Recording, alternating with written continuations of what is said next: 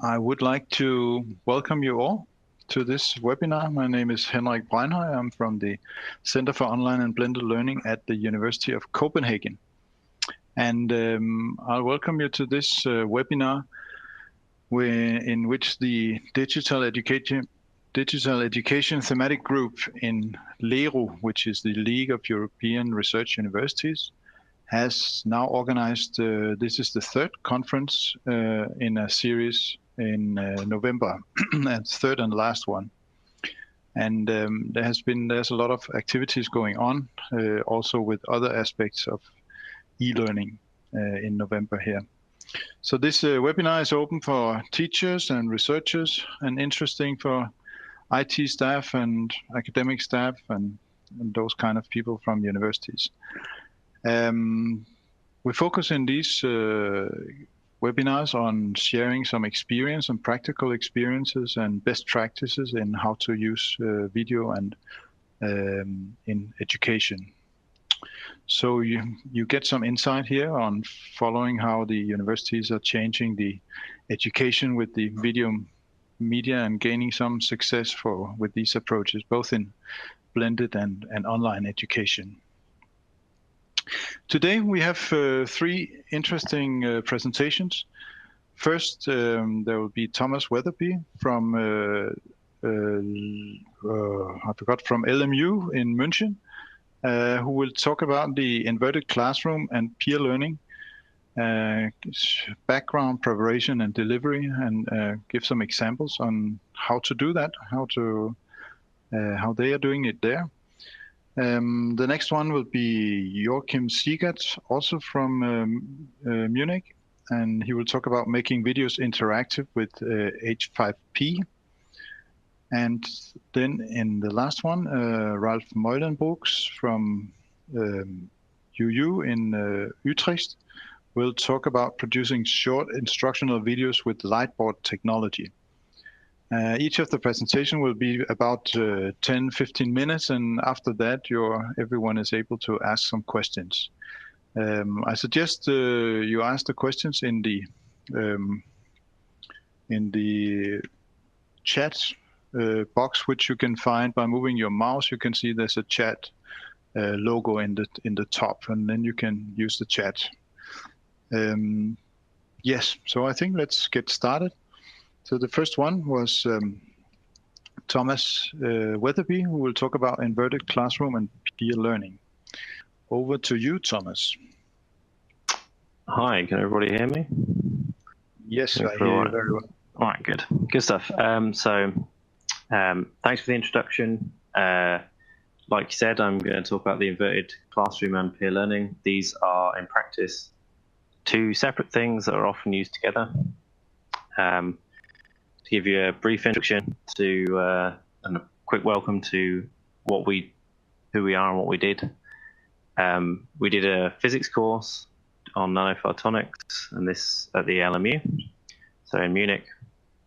It was a master's course. We had about 22 students, mixed of masters and doctoral students, and even a couple of bachelor's students in their final years. And essentially we used it as a pilot for the implementation of the inverted classroom. So we hadn't used it before. We were trying to get to grips with it. So it changes the teaching style from stage on stage to guide on the side. It's a nice little you can use. So essentially it changes the use contact time. So where you would normally deliver your content in a lecture in the contact time, you deliver the information and the content via video at home, and you use your contact time for scaffolded discussions and peer activities. So this is useful because you're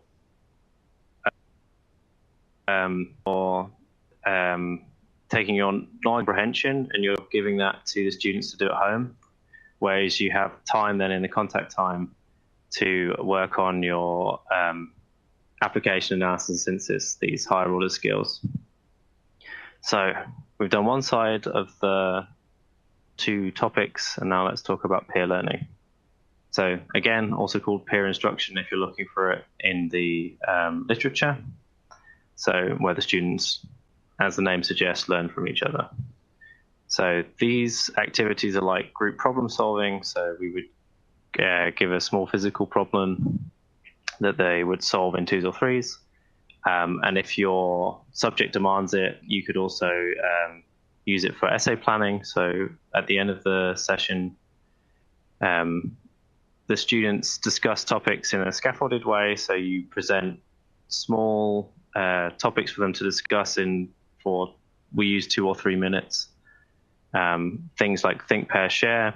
So where you introduce a topic, the students are asked to think about it. You then pair the students, and then they feed back to the class, and you share it in a kind of brainstorming kind of way. And the main thing we used were concept tests. So concept tests are a technique and activity developed by Eric Mauser. This is where a question is posed, and then using some technology, people use clickers in their lecture theatres. We, in our little seminar rooms, got students to vote on their phones, and on a given question, if less than 30% of them got it correct, you just review the concept, taking into account what you've seen from your pre-class activities, which I'll go on to talk about in the next slide.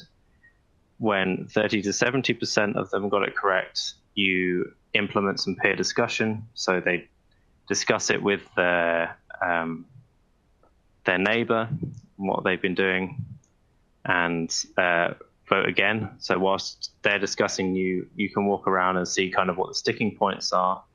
And then those sticking points you can put into a brief explanation at the end and move on to the next topic. If more than 70% of the students got it correct, you can take the feedback you got from the pre-class activities and give them just a quick brief explanation and move on to the next topic. So, and just quickly describe what these colors represent. Yellow is where the lecturer is active, blue where only the students are doing stuff, and the green, perhaps most interesting, just where student-student interactions go into addressing misconceptions, which I'll talk on again a little bit about later. So what does it mean? What's the workflow? How do you get this done? So as I mentioned, the teaching is informed through feedback from these pre-class activities. These are some just-in-time teaching methods. That's what the JIT stands for there. So you produce your videos as a screencast. You then put some quizzes in to see what have the students understood from those videos, and leave some space for comments and queries. So once you've got the information from the students via the quizzes and comments and queries, you can feed that into your interactive session, where you give a brief intro explanation of some of the things that were really sticking points in those quizzes and comments, and then you use those activities I talked about earlier. So in terms of, that's the same key as in the previous slide. In terms of lecturer knowledge, what you're taking your quizzes and comments and you're feeding them into how you're teaching in the interactive session. And then the students, they pick up knowledge from your screencast and your introductory explanation, and then through where the arrows are going into, they show what they can do to you. So what technology did we use, or can you use to implement this? First of all, the screencast. So this is lecturer is recorded on a green screen. So we actually got some feedback from the students saying that they, ironically, because you can't see my face right now due to my rural bandwidth, but they much preferred to see the face instead of just a disembodied voice. So we recorded our lectures on a green screen, and then just captured the screen of the presentation they were giving and edited them together. So you can see Matthias is sat here in the bottom right-hand corner of his presentation he's giving. And we uploaded those to Moodle. Alternatively, you can upload them to YouTube if you don't have Moodle as a platform. Quizzes and queries. So we also did some quizzes. We gated off the next lectures until they'd done the quizzes on the previous lecture, and they were submitted through Moodle. Alternatively, you could use Google Forms, which is another free alternative if you are trying to collect your data.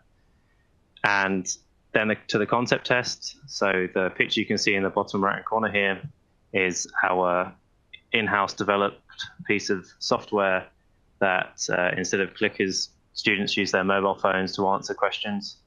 So this is a simple yes/no question. We used in-house software because we wanted to know where our data was going, and we wanted a bit more security over that.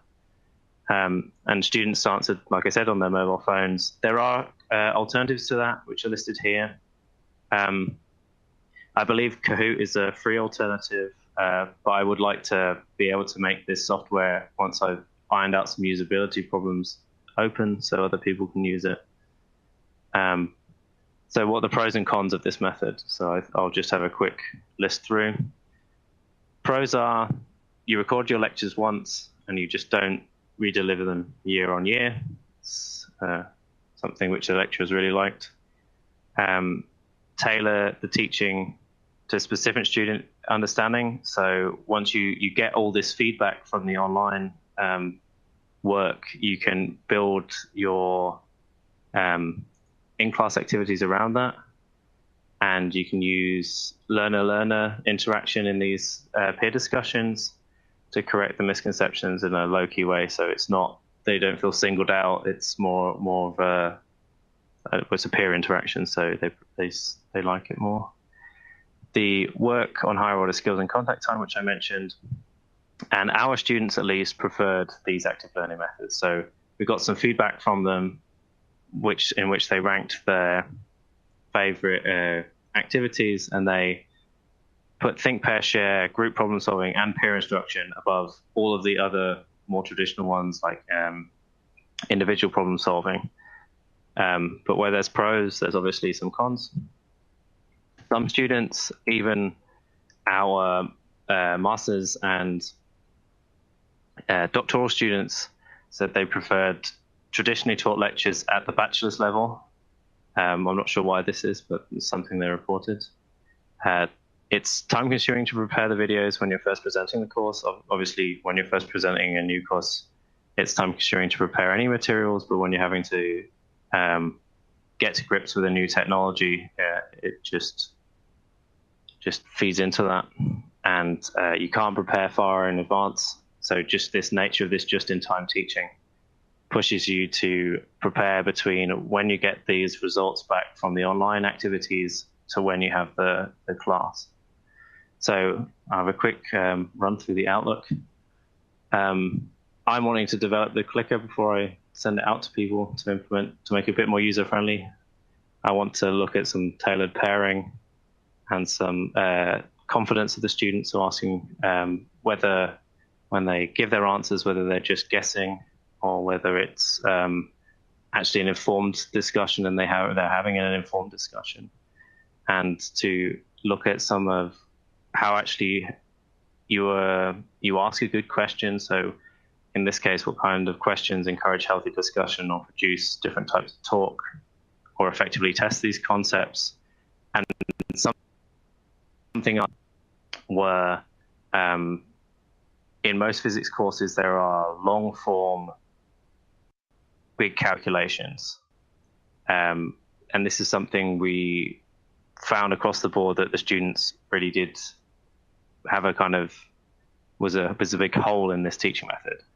So I would like to try and find a way of trying to implement these kind of long form calculations into this teaching method better. So now I'll do a bit of evangelizing.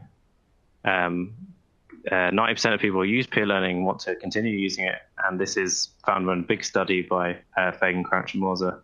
So if you are interested and you want to join the people who enjoy using it, then I could suggest a couple of things to read. There's a really good, really short introduction by Rowley and Green from the University of Birmingham,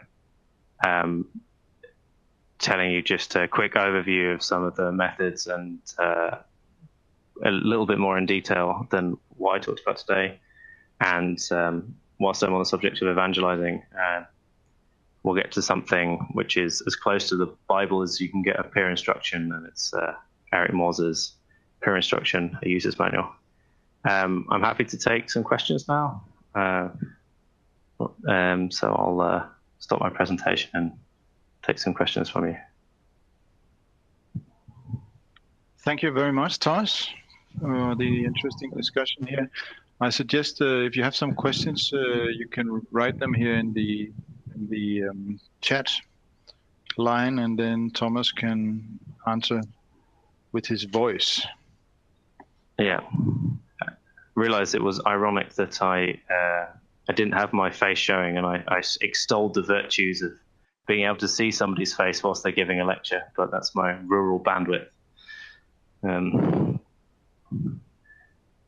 Yeah, here's the first question. So we actually used Camtasia for the recording of the screens, if I remember correctly. For the actual editing process itself, we used Adobe. But it was, yeah. I think there probably are cheaper alternatives. Although if I'm honest with you, I couldn't tell you what they were. We based it on a setup from we had the what do you call it? We had the software already given, the license is already given to us from a previous user, so that wasn't a problem for us. So unfortunately, I can't tell you what a cheap alternative for editing a green screen was. I can, however, tell you what a cheap alternative for a green screen is. To €5 garden lights and a piece of green cloth over a broom handle is what we used. So it's just getting a good even green lighting is not expensive as they make it out to be. So, and don't wear green when recording. That's, yeah, definitely true. So can you explain a bit more about the student's perception of the peer learning? So yeah, I can do. I haven't got the data in front of me, but they like I said, they ranked this quite highly, and they said they'd want to do more at masters and PhD levels. The major thing that was missing was this problem solving, but they found it difficult to come up with a better alternative, obviously. What do you mean more specifically with perception, like just their enjoyment of it, or?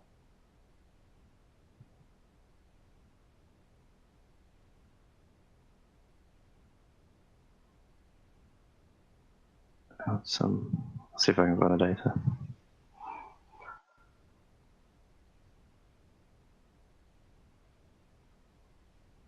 No. Any more questions? We got any questions from YouTube or? No, nobody wrote on the YouTube stream here. I think the question was what you said they liked it. They presumed it's higher here. Anna-Marie is explaining that. Okay. From the teacher, I know for the peers. Oh, okay. So this was actually something that the bachelor's students seem to prefer learning from their teacher instead of from their peers. But the people who were masters and PhD actually seem to prefer the learning from their peers, because I think definitely the PhD students we saw, they probably, I'm guessing it's just being used to it. So, I mean, in a PhD, they have their peers around them to ask, and rarely have a kind of teacher figure. But yeah, so that was. Hope that answers your question. Okay, thank you very much. That was very interesting. So I think we'll move on to the next presentation. That is Joachim Siegert, also from Munich, Ludwig Müller University in Munich. And Joachim will talk about making videos interactive with H5P. So over to you, Joachim. Okay, thank you, Enrich. I would like to share some experiences with making videos interactive with a tool set called H5P. I'll post the link right away. It stands for HTML5 package and is an open source tool set developed in Norway, I think.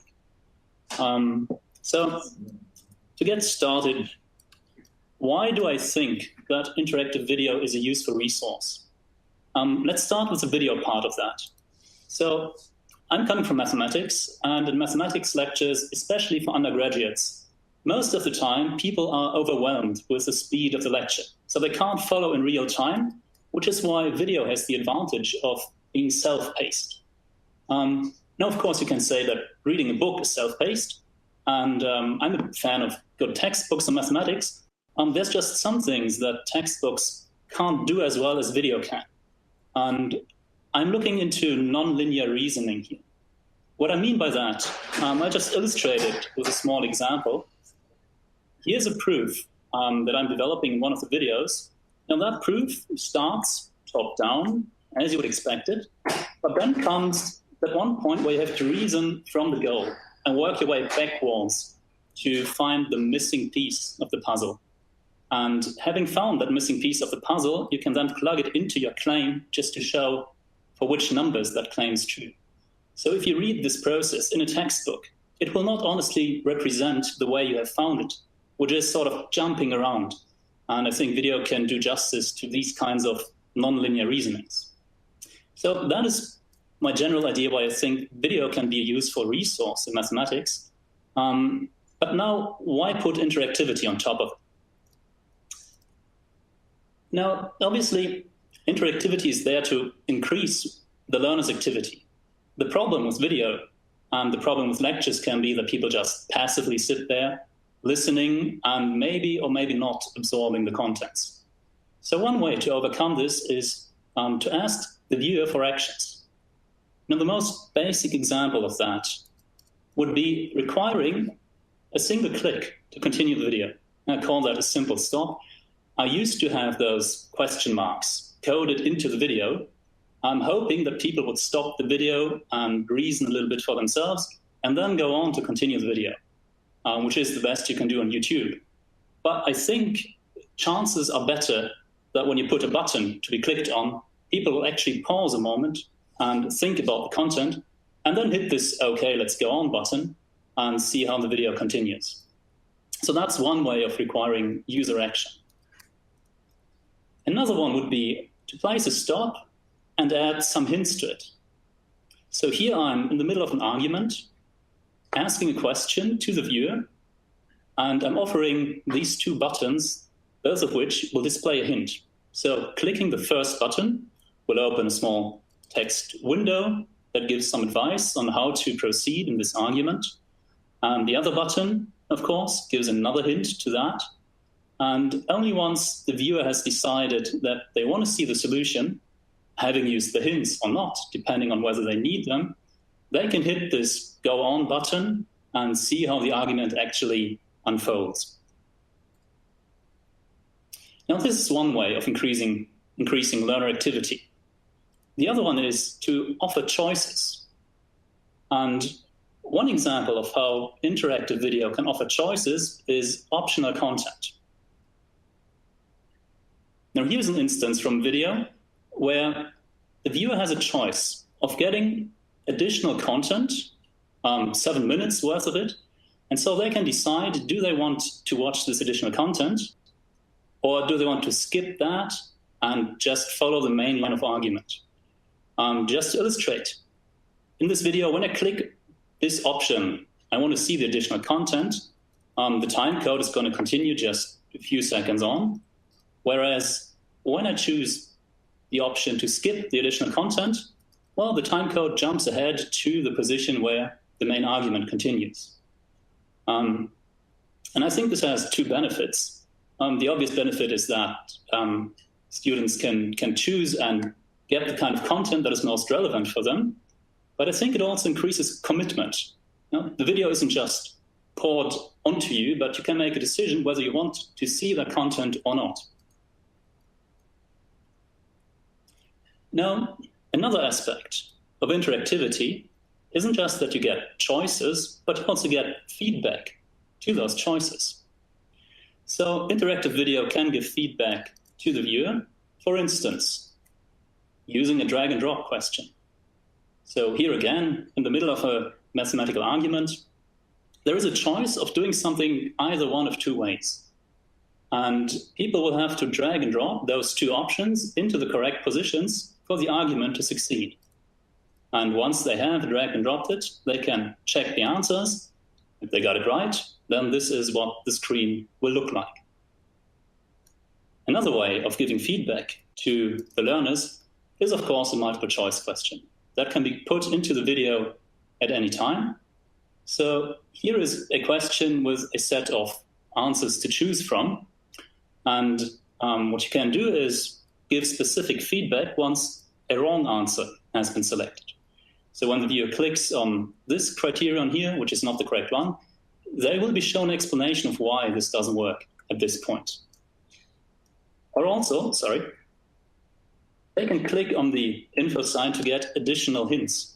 In this case, that will be a link to an external resource explaining what this criterion here actually is. And once they got the answer right, it just lets them proceed.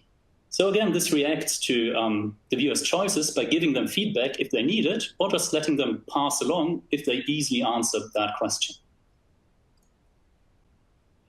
Now here's another one.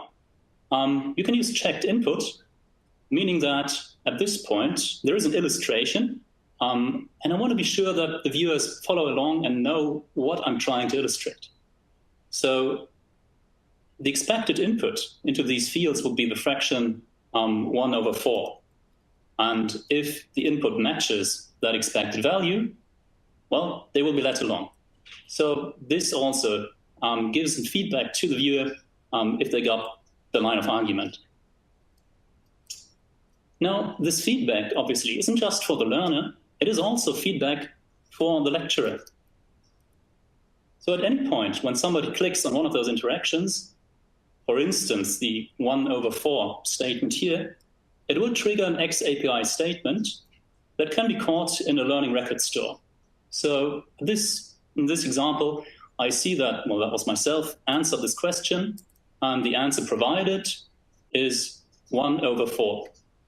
And this data is very valuable for the lecturers to see which questions are easy, which ones are difficult, and get a better backflow of information from their students.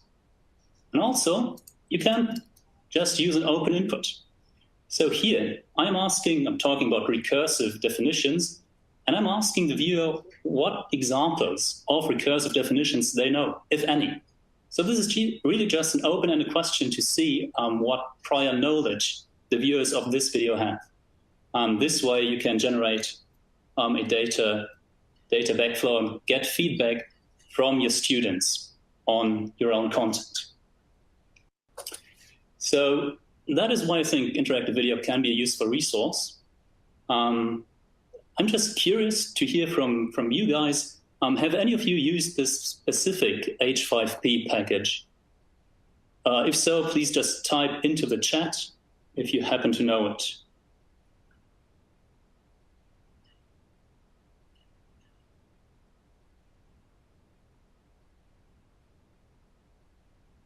Okay, doesn't seem to be the case. Well, Yes, I have one question. I just do it orally. Yeah, go on. Are you using? No, sorry. I wanted to know, how do you implement, or do you implement your interactive videos or enriched videos from H5P into your learning management system, or how do you actually integrate it into your courses? Good question. So there are 3 ways of integrating it. H5P has a direct Moodle integration. So if it is installed on your Moodle instance, you can use H5P content right out of the box. The 2 other ways are to use it either on a Joomla installation or with WordPress. So what I did in this example, that was just on my WordPress website, and it's all just point and click to implement those interactions. So there is no programming in it. It's a graphical user interface. You have to point and click through it. It can be a bit laborious, so there's a lot of pointing and clicking involved. I would come to the same conclusion as Thomas just said. Do it if you're planning on reusing the content. Just don't do it for one-shot content that you're not going to use again, because it is a bit of work. But yes, so Moodle is fine, WordPress is fine. And what about the data of the students' use of the videos and their, can you get access to the data, to the statistics? Yes. Or analytics, whatever you call it? Yes, absolutely. So you have to connect to a learning record store, and then you can collect all the data. So for instance, I would see that somebody has spent 14 seconds looking at a question and then answering it. So yes, you can evaluate that data, and I think that is a very useful part of it. But again, implementing this data analysis is a bit of work. So what I'm showing you is a work in progress, and I've done the front end that you have seen, but the data analysis is not yet in place. You just saw a raw version, one such XAPI statement. If you take all those XAPI statements together, you can get a good picture of how much time people spend, what answers they give, what difficulties they have.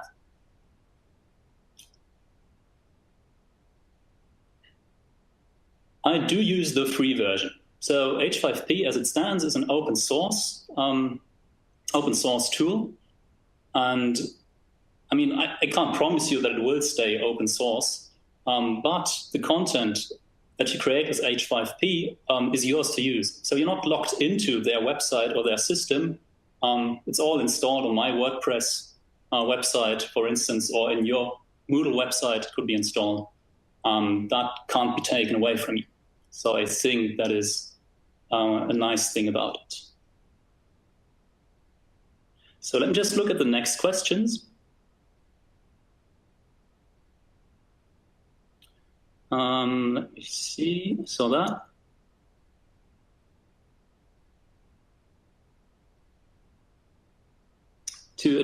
All right, so you can adapt your activities to the choices of the learners. Yes, in principle, but of course, it gets ever more complicated the more cases you consider. So I would encourage you to do this, but keep in mind that you're looking at a whole tree of possibilities unfolding. And of course, the best case is to have an interactive content that can reply to very different situations and very different choices by the learners. But it's not, it's a lot of work, obviously. What are the students' reactions? Yes, that is a very important question. I would love to answer it. Problem is, we're not there yet. So the content I'm describing in the videos is for the 8th or 9th week of lectures for first-year math students, and that won't be until early December. So we have scheduled a test with the students for early December, unfortunately, after the conference and after this talk. Yeah, I'm very much looking forward myself to seeing their feedback.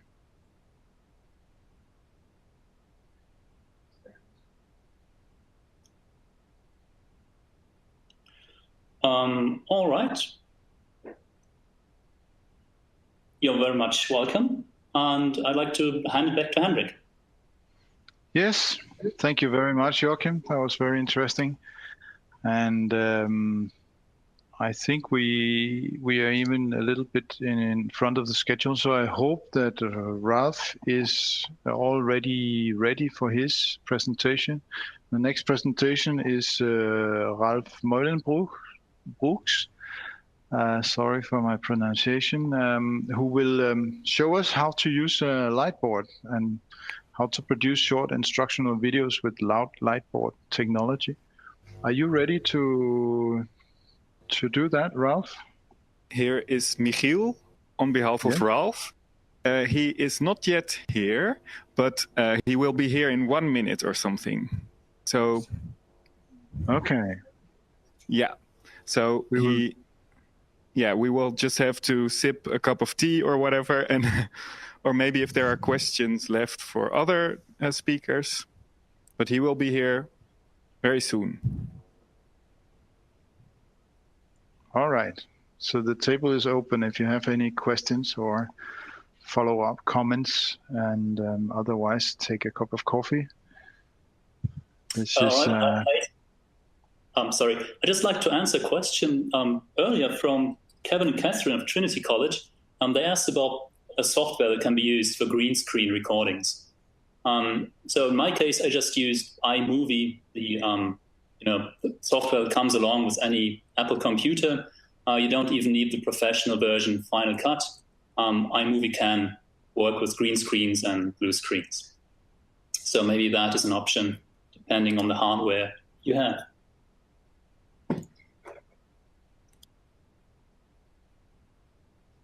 Thanks very much.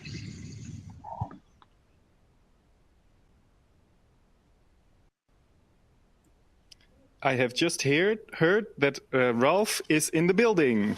So we will now give the microphone to him.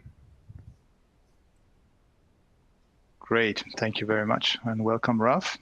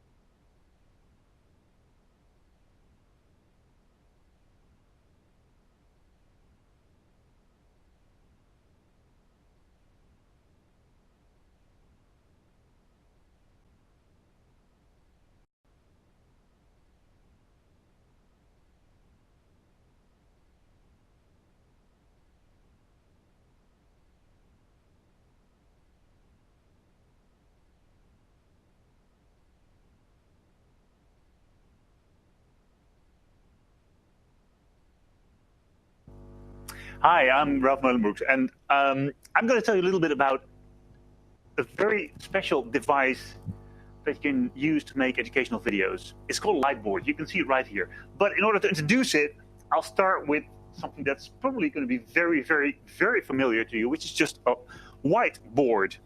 And suppose, I'm a physicist, so the examples I will be using will be in physics, but it's high school physics, so everybody should be able to follow it, right? So suppose we're talking about centripetal force.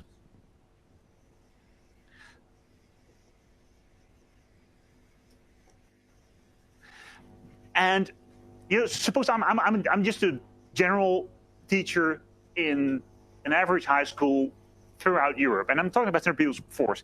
And I'm like, okay, I've got this, and suppose that my centripetal force in this case is equal to the Lorentz force.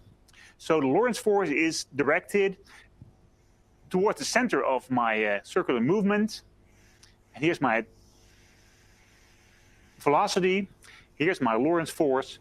And in this case, the Lorentz force will be equal to the centripetal force. And if I add the equations for that, I would have B times Q times V. So this is the charge, magnetic field. And then we have the mass, V squared, and R. R being the radius of my movement. Okay, you see what's going on now, right? And everybody who's a teacher knows this very intimately. You constantly have to be aware that my formulas are going to be here, and my audience is going to be there. So I'm constantly, even when I'm writing, I'm constantly thinking, okay, I need eyes in my back because I need to know what's going on there, especially if you have a group of 12-year-olds, right? Let's face it. So what I want to do is I want to change that. My ideal would be that I'm talking to you guys and I'm saying, okay, you know, we're talking about centripetal force. So I'm working about a movement like this. And then suddenly, magically, the movement appears in the air right in front of me. That's what a light board can do for you. And it's especially useful in these kind of situations where you just have to make a sketch and then you want to work out some formulas. And that's where it's going to be absolutely ideal for. Let me just walk you around it. Before we do an actual example, I just want to make a little walk around to show you what it's like. Because it's actually a very, very simple device. It's open source. It's an open source material. Anyone can use it. Anybody can copy it. So you don't have to worry about it. You can just, and it's very simple to make once you have some very basic mechanical skills. So let's take a look. You know, first thing is it needs a very sturdy frame because you need to be able to write on it without it moving too much. So that's kind of a thing. It's good if you can adjust the height here because smaller. But that's all very superficial. I mean, what you really need is two things. You need a bit of light. First thing is, these are just ordinary white LEDs that are used to make sure that my face is well illuminated. And then you've got some special LEDs in between the two glass plates that shine like that sort of skim the surface of the plate here. And that light is used so that if I write the fluorescent ink like this, that it lights up. And that's what a light board is so special. And especially if we turn off the lights right now, you can see that it's really lighting up. And now, of course, I can start working, you know. I can start working. Okay, you know, so I'm talking about centripetal force.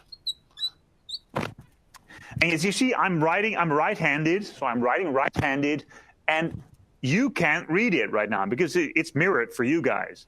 So what you know, suppose I'm ignorant of that, I just go, okay, so here's my velocity, and here's my Lorentz force, and again, I'm just writing the formulas, and I could work them out. You see, I'm just very easily working. So the only thing I have to do now, of course, in order to make you understand what's going on here, is I have to flip this. You know, I have to mirror it so that you guys can read it. And in doing so, I will also be flipped. And I'm just checking with the technicians. Am I being flipped now? Yes, I am being flipped. So right now, you can see me as a left-handed person writing these equations. And the thing is, it's actually very funny. If I watch these videos myself, it looks very natural. Why? Because that's the way I see myself in the mirror. You know, it looks very natural to me. That's who I am. But of course, that's the mirror image of who I am. And so it's a bit, for you, it's very natural. For other people, it feels like, hey, there's something weird there. Ralph usually looks a bit different. Okay, but anyway, that's very unimportant. So suddenly you see me now as a left-handed person. You know, I'm starting to work these equations. You know how that stuff works. You know, I'm eliminating, and so BQR equals MV, and then whatever. I can do whatever with the formulas. So that's the way you use this light board. And again, what do you do? Our audience is right there. So I'm trying to focus on the camera because that's my audience. And then I try to look at my equations together with you guys. So that's the big difference between a light board and the original whiteboard that we used before. So that's the main. For the rest, it's just, it's the same thing. There's nothing really high tech about it. You know, it's a glass plate with some LEDs, and some lighting here. Now we can see it in the light again. It's a very easy way to do it. I'm just going to check whether we have some questions about this. There's nothing yet going on. So what's important when doing this? I mean, it's making this light board itself. It's not extremely difficult. It's not extremely expensive.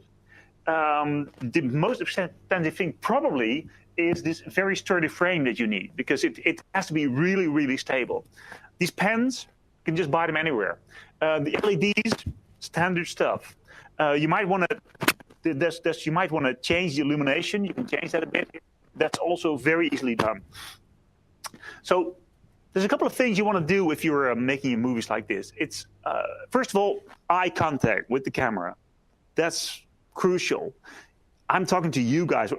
All I'm seeing is a big black lens there, but that doesn't matter. I just imagine, okay, that's my audience, that's my classroom right there, and I can switch my attention from equations or the drawings here to the audience over there. Second thing is, that's general for educational videos. Make sure you don't need to talk very slowly. That's not, actually, it doesn't work like that. If you talk very slowly, what's going to happen is that the kids or whoever is going to be watching your video is just going to turn up the speed by the YouTube channel. This increases by a factor of 2. So you're better off talking rapidly, enthusiastically, because it's not a classroom. You're in a very small, you're a one-to-one situation, even though many people can see you at the same time. So first of all, eye contact, and mix that with contact with the stuff you're writing down. Second thing is, don't write any lyrics or whatever stuff on your T-shirt. That's not going to work, because that's going to be mirrored too, and it's going to be very strange. So don't do that. Then enthusiastic, fast talking. Make sure you have one subject. In this case, centripetal force. That's my subject. I will work out this formula. For example, I could say, okay, suppose I want to have the speed, and the speed would then be B times Q times R divided by my mass. That would be my, that's sort of my that's the end result of my little movie here. And if I want to do more, I'm just going to make a next movie, because it's been very well established that if you look at general movies, if you look at the length, so here you have the attention, and there you have the length.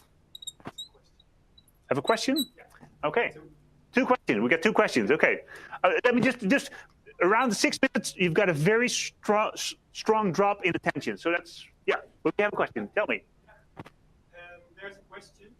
Do you have some blueprints or shopping lists for the light board? Okay, we can have that. We can have those available. We have them. Yeah, we can. I'm checking with the technicians. Friedlin, we have them right. Yes, we can make sure that you get them. Yes. Okay. We have another one. Do you have some examples of students' reactions? Maybe you made some comparisons with pencast video or similar. We have not. That's actually a good question. I do have a YouTube channel which has both ordinary videos with the whiteboard and videos with the lightboard. I do know that kids, I mean, it's anecdotal evidence that kids really like it. I mean, especially in the beginning. My gut feeling would be that is, we have to separate the first reaction from, wow, this looks great, from the content, because the content of the video is always going to be primary. I'm absolutely sure about that. I mean, a very good video, very well explained on a whiteboard is going to be more popular than a sloppy video on a lightboard, because people will absolutely see through that right away. But actually, we do have enough data, because we have a lot of views, and we had more than 1 million views, so we have a lot of data to work on that, so we could definitely do that. But we don't have it available right now. Another question. Wow, man, rocking and rolling here. Yeah. Another question. Did you use this light board for live streaming or just videos? What are the advantages or disadvantages in live versus asynchronous mode? Okay. Well, we are using it live right now. That's what we did just a second ago. So it is possible to flip it live. So do the flipping right away. So we have a streaming flipped version, so you can do that. Of course. I mean, what would be the advantage be? I could imagine, for example, if if you want to do a webinar, I mean, we've thought about this, right? So if you want to do a webinar, I think it's really nice to use this as and stream it live. I mean, it's still, you got the idea, wow, there's really something cool happening here with all the fluorescent stuff, and it's like, it is real, like I'm riding in the air, and suddenly it lights up. What the exact advantage between streaming and recording beforehand would be, for example, we have a presentation coming up in 2 weeks where we need a live version, but we're also thinking of maybe pre-recording it, because there's always stuff that could go wrong in a live version. That's the only thing I'm thinking of right now. That's not really, I wouldn't see a very big advantage either way, actually. Okay, next question. Are there many teachers at Utrecht University using the Lightboard? Yes, and increasingly so. It's like, once you get used to it, it's like it's not like nothing else you've done before. It's like, I can still, when I do this, for example, I can look at you and I can just do the graph, and I can make sure that you make sure that the length of your video doesn't exceed like 6 minutes or maybe 10 minutes at the very most. So, and since we've been doing this for quite a while in Utrecht University, it's like much more teachers have been using this technique. True, yes, definitely. So it's becoming more and more, because it's very easy. I mean, you don't need to learn anything. It's like, you just have to make sure that. One thing, by the way, this might be another thing. What is very helpful is that you know the stuff by heart. It really makes a big difference whether you're really talking to the audience, doing stuff by heart, from having a little paper here or a little flip over there or whatever to guide you. So that would be a very big tip. Make sure that you know what your report is going to look like at the end, and have that stuff in your head. That'd be really, really helpful for the effectiveness of your videos. Another one. With man, what's going on? Like, okay. If you had a green screen behind you, you could annotate an image too. Yes. That's, of course, one of the big things. I mean, what you would absolutely love to do is have a transparent touchscreen here. And these do exist. And actually, I think we're working on, they're very expensive yet, but you know how this stuff goes, it will become expensive in a couple of years. So that would be great if you have a touchscreen here. You can just project your PowerPoints or your images or whatever, so that you can annotate or animations or applets or whatever, so you can work on that. That would, of course, be great. I think that's what this question is supposed to ask, but I'm not quite sure. If it's not, then please.